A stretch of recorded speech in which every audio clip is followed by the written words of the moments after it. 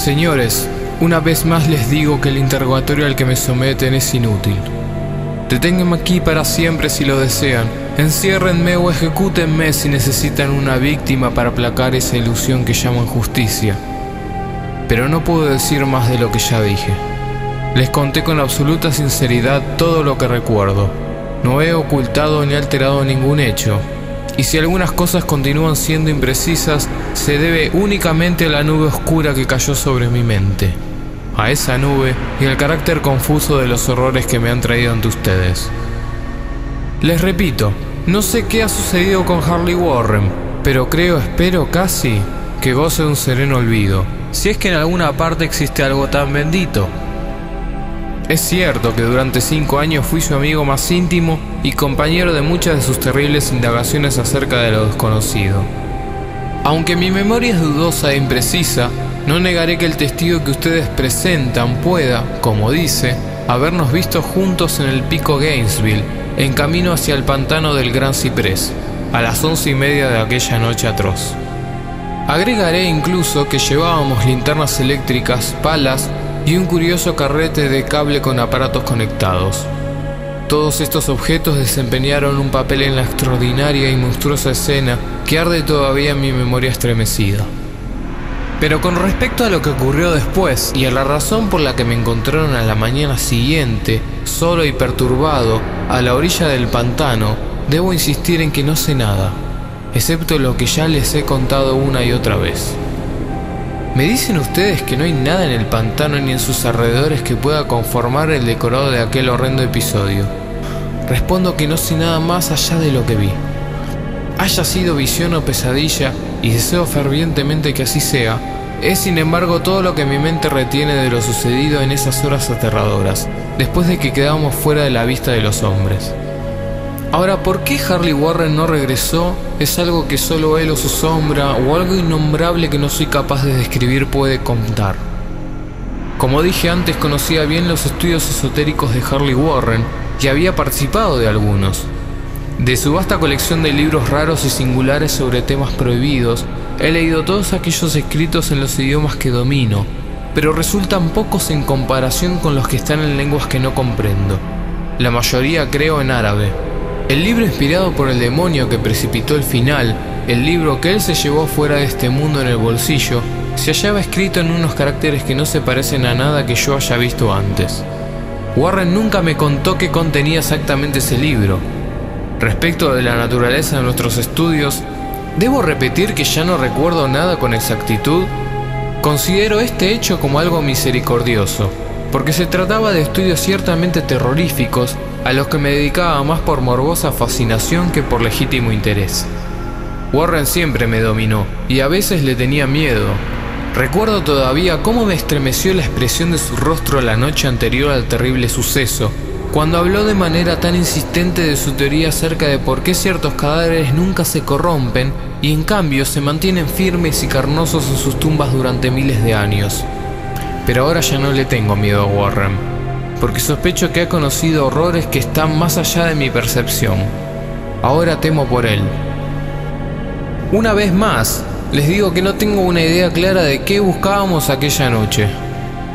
Sin duda estaba muy relacionado con el libro que Warren llevaba consigo, ese libro antiguo con caracteres indescifrables que había recibido de la India un mes antes, pero juro que no sé qué esperábamos encontrar. El testigo que ustedes presentan declara habernos visto a las 11:30 en la barrera de Gainesville, dirigiéndonos hacia el pantano del Gran Ciprés. Posiblemente sea cierto, pero no lo recuerdo bien. Ha quedado grabada en mi alma una sola escena, y la hora debe haber sido mucho después de medianoche, porque la luna creciente brillaba alta en el cielo neblinoso.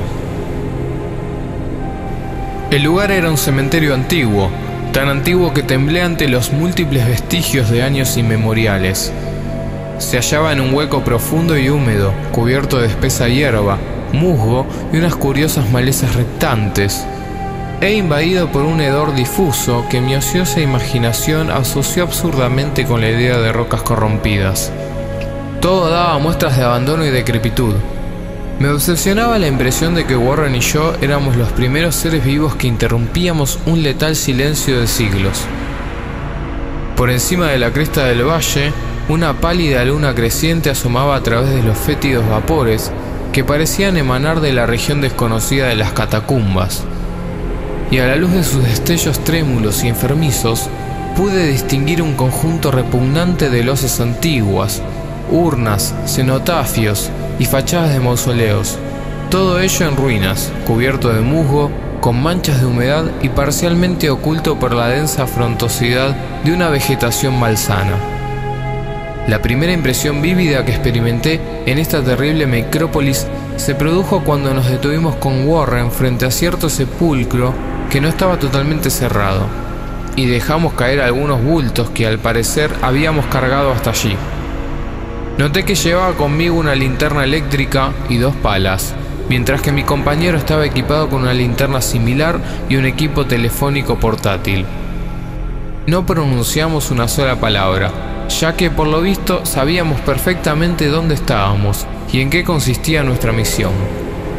Sin perder un instante empuñamos nuestras palas y comenzamos a retirar la hierba, las malezas y tierra de aquella tumba plana y arcaica.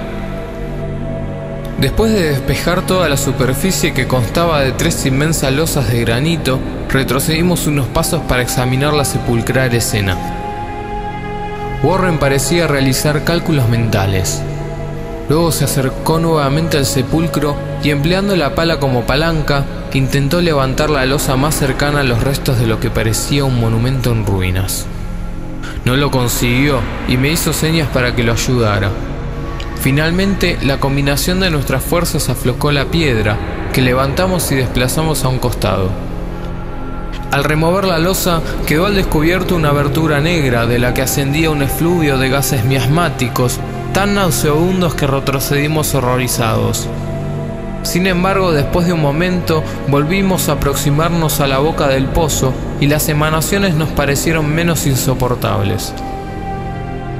Nuestras linternas revelaron el arranque de un tramo de escalones de piedra, por los que chorreaba algún inmundo líquido proveniente del centro de la tierra y cuyos húmedos muros estaban incrustados de salitre.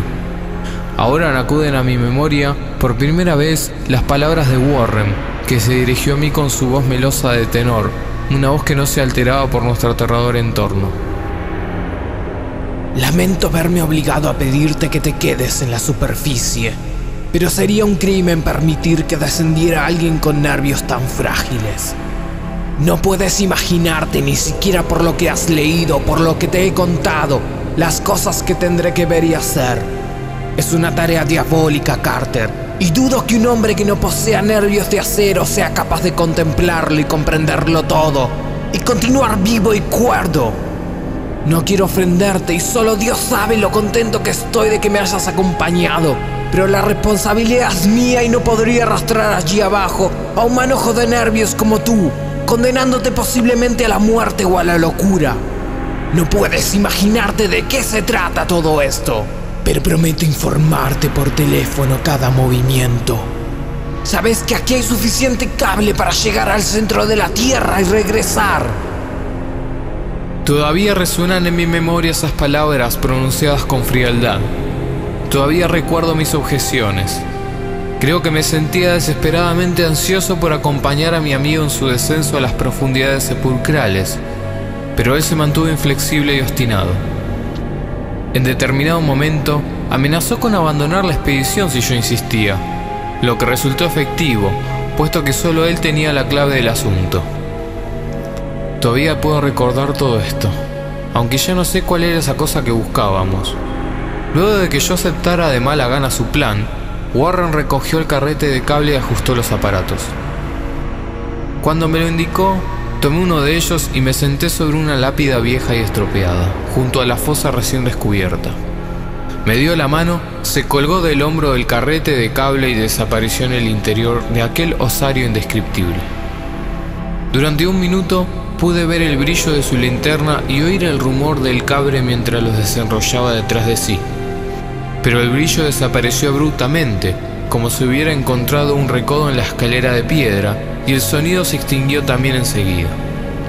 Estaba solo, aunque ligado a las profundidades desconocidas por esos mágicos hilos cuya superficie aislante aparecía verdosa, bañada por los rayos belicosos de la luna creciente.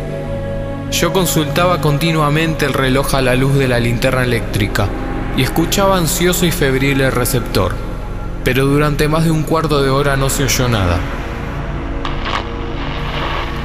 Luego, un chasquido muy tenue empezó a llegar al aparato y llamé a mi amigo con voz tensa. Atemorizado como me sentía, confieso, sin embargo, que no estaba preparado para las palabras que ascendieron de esa bóveda siniestra, cuyos acentos alarmados y trémulos nunca antes había oído en Harley Warren. Él que con tanta serenidad se había despedido de mí hacía un momento, me hablaba ahora desde las profundidades con un susurro más siniestro que el más taladrante alarido. Por Dios, si pudieras ver lo que estoy viendo. Yo no era capaz de responder. Enmudecido no podía sino esperar. Entonces tornaron los tonos frenéticos. Carter es terrible, monstruoso, increíble. Esta vez la voz no me abandonó y lancé al transmisor un diluvio de preguntas exaltadas. Aterrorizado, no podía sino repetir. ¿Qué es, Warren? ¿Qué es? Una vez más se oyó la voz de mi amigo, todavía enronquecida por el miedo, y ahora, aparentemente, también teñida con el color de la desesperación. No puedo decírtelo, Carter. Es algo que está más allá de lo concebible.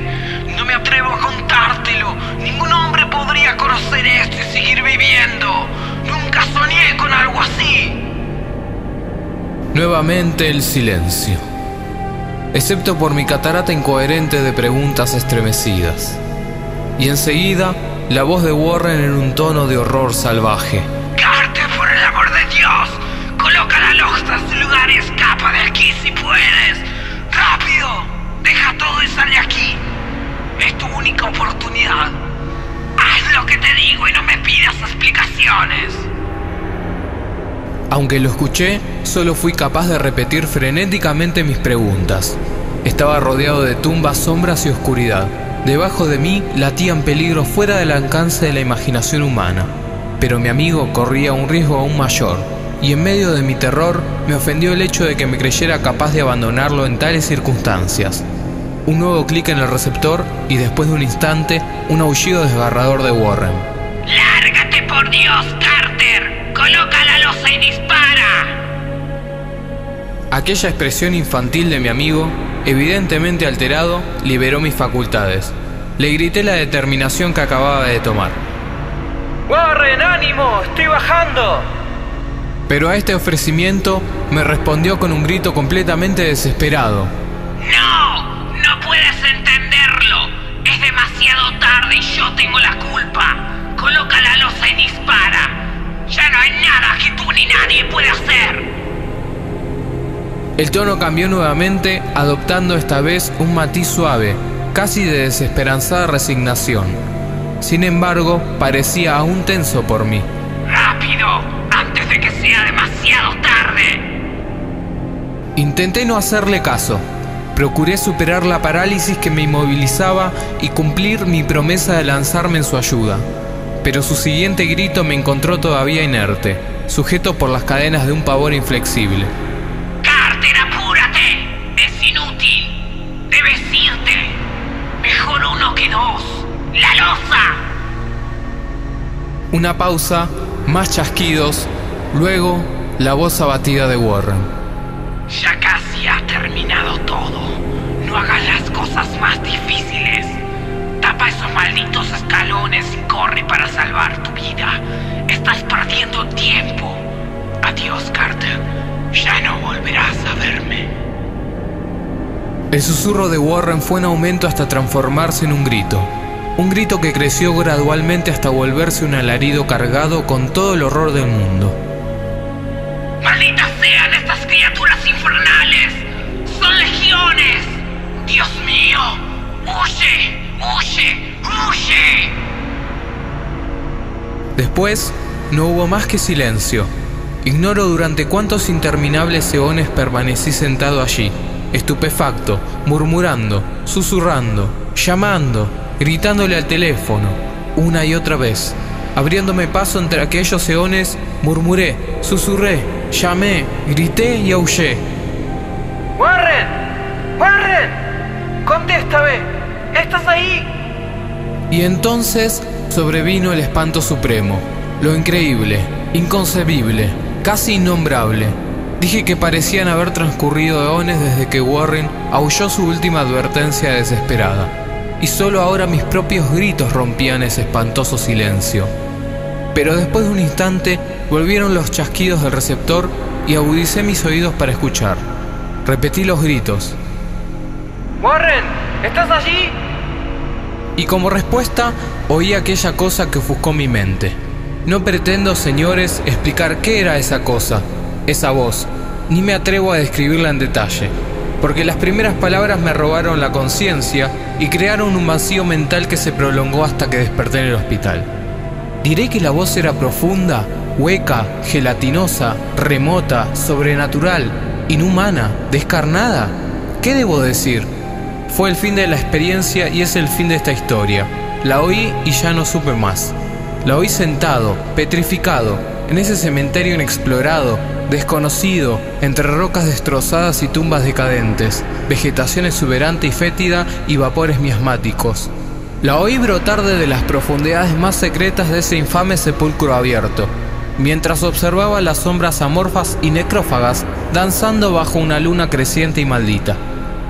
Y esto es lo que la voz dijo. ¡Idiota! ¡Warren está muerto!